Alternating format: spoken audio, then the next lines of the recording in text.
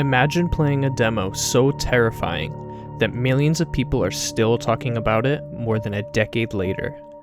Imagine discovering that that full game behind the demo would never exist.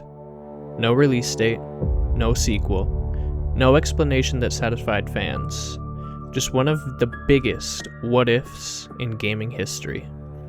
This is the story of Silent Hills, the horror game that changed the genre without ever being released. To understand why Silent Hills mattered so much, we need to go back.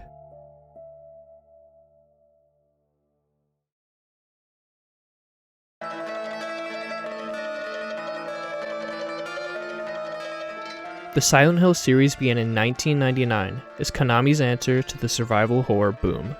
But instead of relying on jump scares and action, it focused on psychological horror, guilt, grief, and symbolism.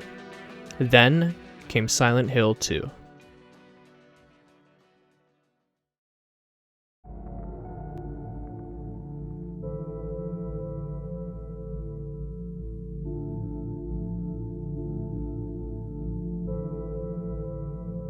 Released in 2001, it wasn't just another horror game, it became one of the most respected stories ever told in the medium.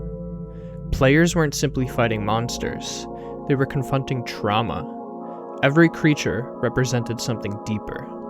For many fans, Silent Hill 2 became the gold standard of psychological horror. But after that, the series struggled. Some later entries found dedicated audience, while others received mixed reviews. By the early 2010s, many fans felt the franchise had lost the identity that made it special. Then seemingly out of nowhere, everything changed. In my restless dreams, I see that town, Silent Hill.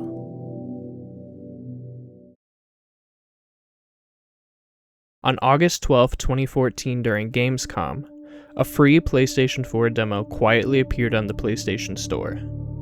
It wasn't called Silent Hills, it was called PT. Players had no idea what it was. The experience seemed simple. You wake up inside a house, a single hallway, a bathroom, a staircase, then you loop. Again, and again, and again. Each trip through the hallway becomes stranger than the last. The lights flicker. The radio delivers cryptic messages. A ghostly figure known as Lisa begins stalking the player. Doors appear where none existed before. The house itself seems to change around you. The game never relied on cheap jump scares alone. Instead, it built tension through uncertainty. Players never knew what would happen on the next loop. That unpredictability made PT unforgettable. As terrifying as PT was, its ending was even more mysterious. Nobody knew how to finish it. Players searched every inch of the hallway. Forums filled with theories. Live streams lasted for hours. People believed microphones, controller movements, hidden timers, and even real-world clocks might affect the ending. Some theories were completely wrong. Others were surprisingly close. Eventually, after a worldwide community effort, players finally triggered the final sequence. The camera zoomed outward, the hallway disappeared, and a familiar face stepped into view, Norman Reedus. Then, the title appeared, Silent Hills. The internet exploded. The mysterious demo wasn't just a horror experiment. It was secretly revealing the next Silent Hill game. The announcement became even bigger once fans learned who was making it. The project was directed by Hideo Kojima, the legendary creator of the Metal Gear Solid series. Film director Guillermo del Toro had joined the project to help shape its world and atmosphere. Norman Reedus would star as the main character, and the music was expected to feature Akira Yamaoka, whose haunting soundtracks had defined the Silent Hill series for years. It was an extraordinary collaboration. Some of the biggest creative names in gaming, film, and horror, working together on one of gaming's most beloved franchises. For many fans, it felt almost too good to be true. Unfortunately, it was. Behind the scenes, serious problems were developing. Reports began circulating that Hideo Kojima and Konami were experiencing growing tensions over budgets, deadlines, and the future direction of the company. Konami was shifting more of its focus towards mobile games and other business ventures. Meanwhile, Kojima Productions was investing heavily in large-scale console development. By early 2015, strange signs began appearing. Kojima's name was quietly removed from promotional materials. His studio branding disappeared from official websites. Rumors spread that he was preparing to leave the company. Then, on April 27, 2015, Konami officially announced that Silent Hills had been cancelled. Just like that, one of the most anticipated horror games ever made was gone. But cancellation wasn't the end.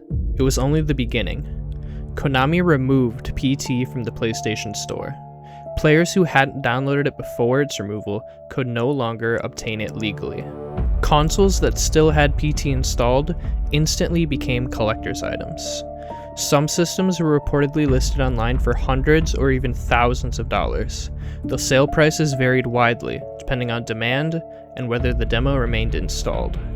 For years, fans searched for a way to preserve PT. It had become more than a demo, it had become gaming history. Despite lasting only a few hours, PT influenced horror games for years. Developers borrowed its looping environments, its minimalist storytelling, its realistic visual style, and its use of sound. Its refusal to explain everything. Games inspired by PT began appearing across the indie horror scene. Its DNA can still be found in modern psychological horror games today. Ironically, the game that never released may have shaped horror more than many games that actually did. After leaving Konami, Hideo Kojima founded a new independent studio, Kojima Productions. His first project was Death Stranding, once again starring Norman Reedus. Years later, Kojima and Guillermo del Toro remained complimentary toward one another in interviews, but Silent Hills was never revived. Konami would eventually return to the Silent Hill franchise with new projects, including remakes and original games, but the specific vision behind Silent Hills was gone.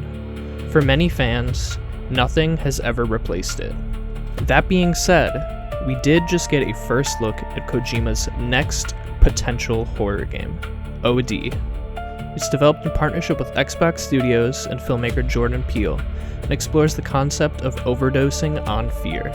It features live-action performances by Sophia Lillis, Hunter Shafo, and the late Udo Kier, and is described as a new form of media that blends gameplay and film. But what made Silent Hills so unforgettable? Was the incredible talent behind the project? Was it the mystery surrounding PT? Or was it simply the fact that we'll never know what the full game could have become? Some games become legendary because they change the industry. Others become legendary because they disappear before anyone gets to experience them. Silent Hills somehow managed to do both. If you enjoyed this video, please leave a like and subscribe. Dramas Gaming, out.